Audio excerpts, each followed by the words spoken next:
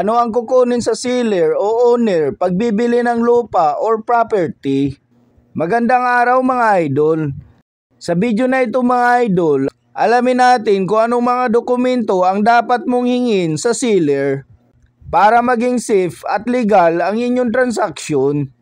Mga dokumentong dapat hingin sa seller: una, original o certified true copy ng titulo.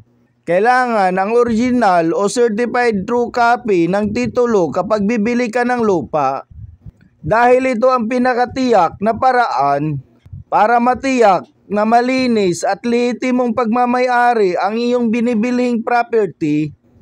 Pangalawa, tax declaration at amilyar. Kumuha ng tax declaration at latest tax receipt para matiyak na bayad ang real property tax. Magandang may tax clearance para walang utang na buwis ang property.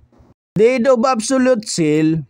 Pag nabayaran na ang full amount, kailangan ng notarized deed of absolute sale. Dito, legal nang ililipat ang ownership. Kailangan isumite ito sa Registry of Deeds kasama ang iba pang dokumento. Certificate Authorizing Registration o CAR mula sa BIR. Kailangan ito para mailipat ang titulo sa pangalan ng buyer. Transfer tax receipt.